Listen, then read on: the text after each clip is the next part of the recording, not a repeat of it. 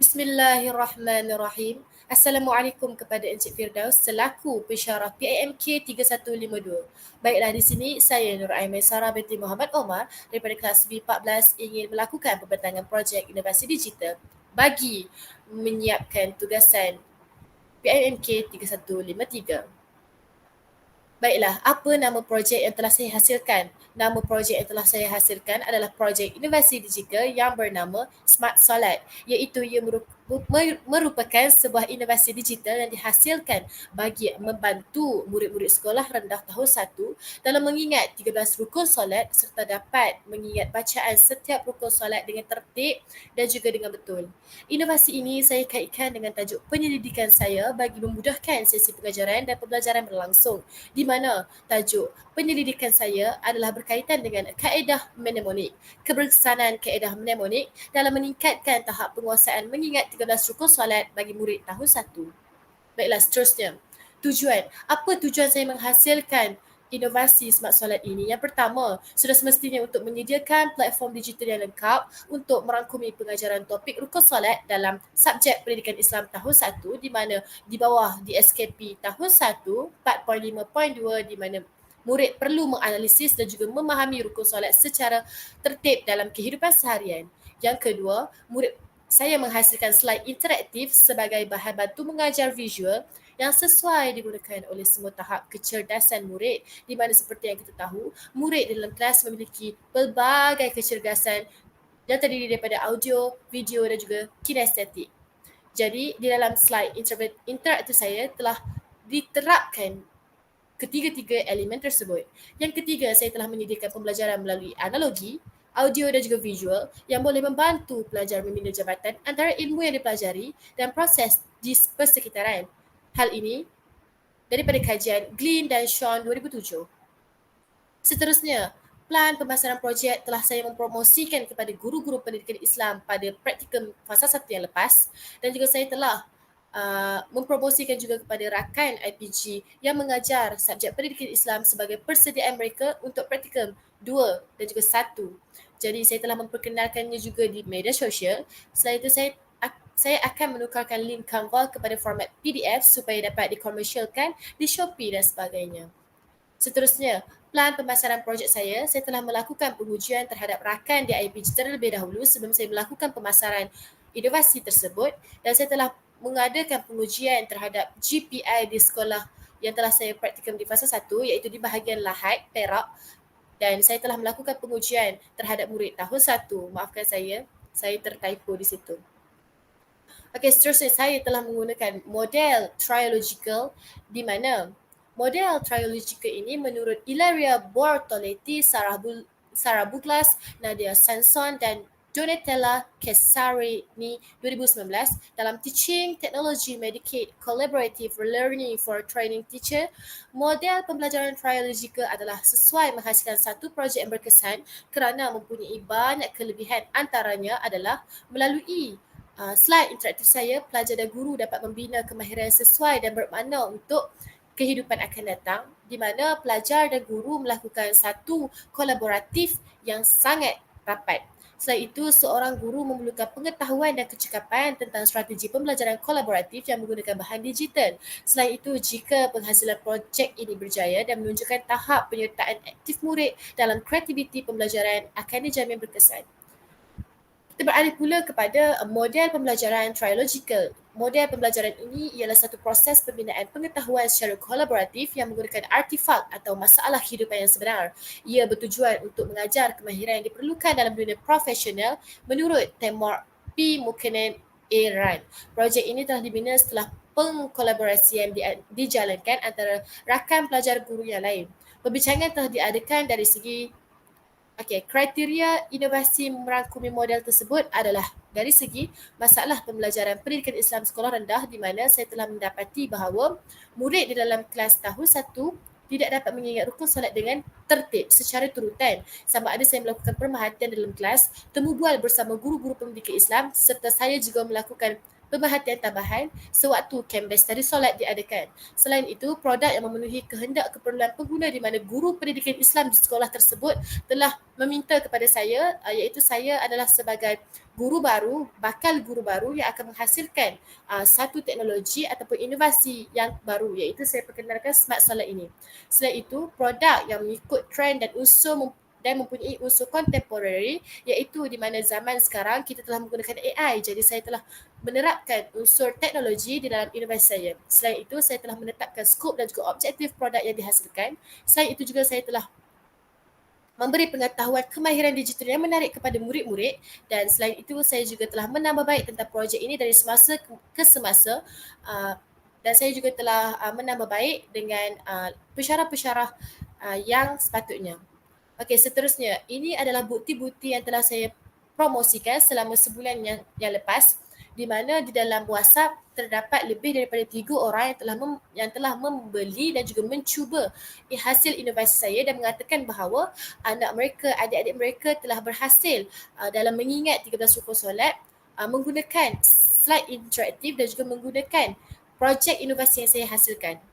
Okey, ini pula adalah contoh pembelian di Telegram di mana terdapat lebih daripada 2 orang yang telah membeli produk saya di Telegram, di mana saya memperkenalkan di dalam grup Guru Pendidikan Islam Malaysia.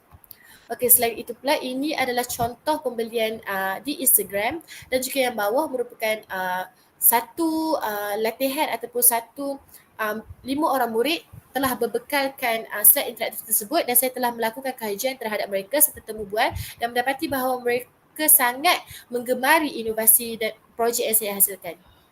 Baiklah, seterusnya, kelebihan projek inovasi smart solat. Okey, di mana yang pertama meningkatkan kreativiti, di mana guru dapat mewujudkan suasana kelas yang menggunakan teknologi sebagai media pengantaran ilmu pendidikan Islam. Hal ini kerana penggunaan teknologi alat digital yang mudah dan berwarna-warni menarik minat murid tambahan murid tahun 1. Hal ini telah dibuktikan dengan gambar rajah tersebut. Di bawah tersebut terdapat 3 orang murid yang sangat berpuas hati dengan projek inovasi yang saya hasilkan. Selain itu, pemanfaatan digital di mana program slide interaktif smart solat mudah untuk dibawa, diakses dan boleh dipindahkan jika guru hendak berkongsi dengan guru lain, maupun untuk kegunaan murid bukan sahaja di sekolah, malah di rumah pada masa yang lapang.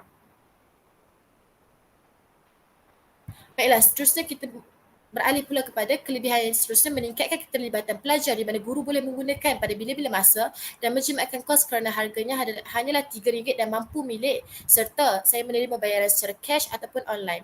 Di sini terdapat kelemahan, di mana kelemahan projek saya ini tidak sesuai kepada murid kinestetik, dan juga di mana murid hanya perlu melayari link dan juga berhadapan dengan komputer, dan di mana dalam saya punya slide inovasi ini tidak memiliki pergerakan bagi setiap rukun. Jadi insya-Allah pada cadangan penambahbaikan saya akan kemaskan lagi rekaan digital saya, di mana saya akan menambah baik dari segi audio, visual dan juga video yang menarik.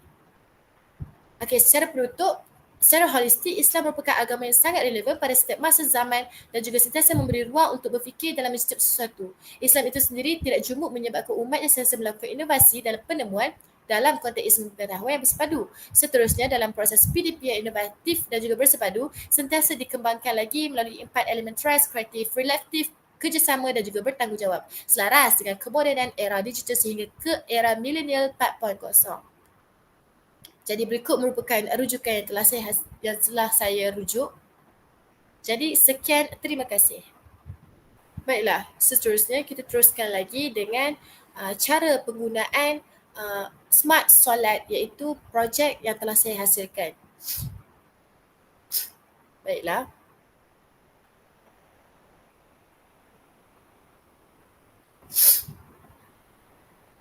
Baiklah, saya mulakan dengan Assalamualaikum semua murid-murid.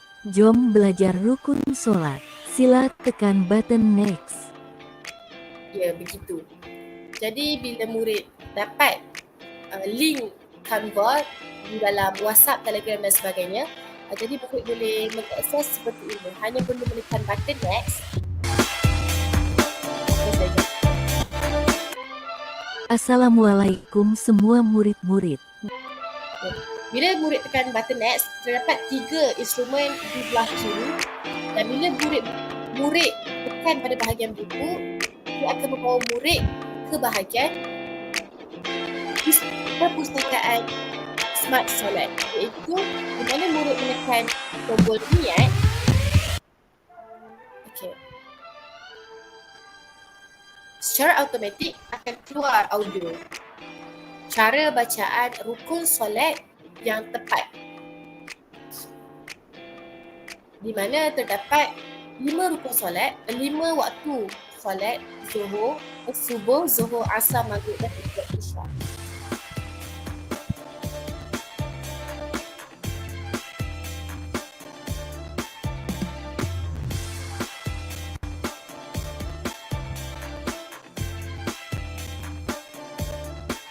Maafkan saya kerana dia sedang loading.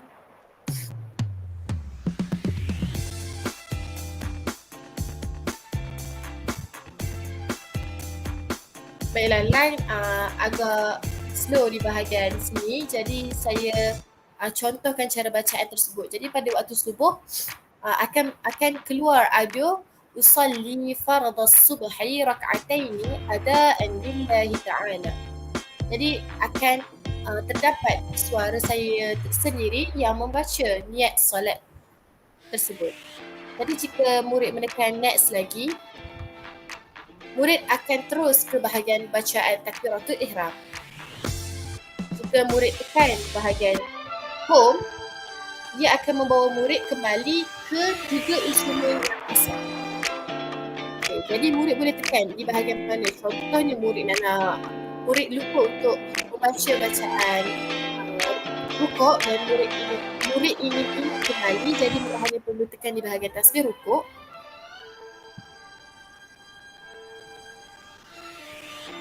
Maafkan saya kerana line di sini agak lambat ya.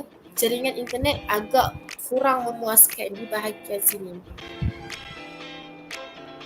Jadi ini yang saya kata saya akan menambah baik, di mana jika murid tidak memiliki jaringan internet yang bagus di rumahnya, jadi dia tak boleh untuk mengakses dengan cepat.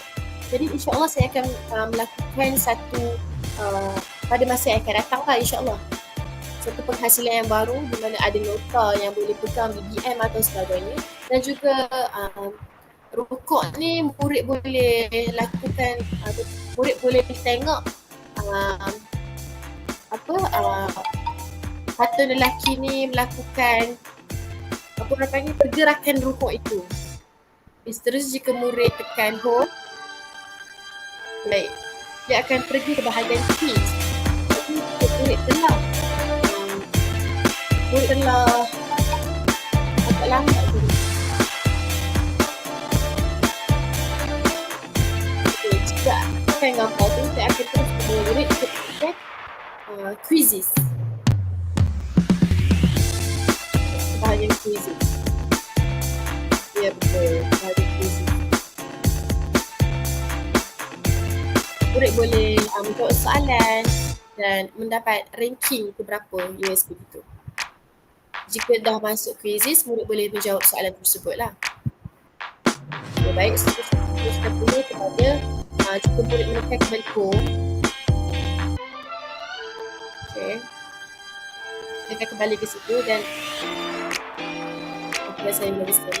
Jika murid tekan bahagian permainan, murid akan terus dibawa ke bahagian wall untuk bermain, untuk mengetuk terus rukun solat sampai betul.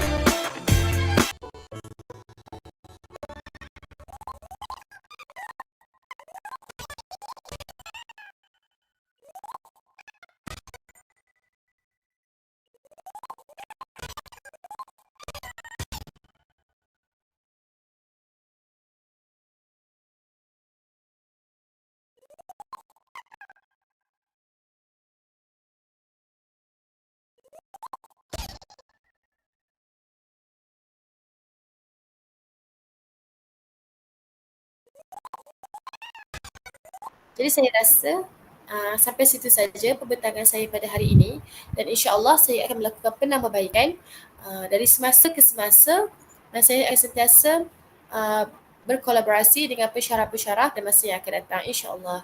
Jadi terima kasih dan Assalamualaikum warahmatullahi wabarakatuh.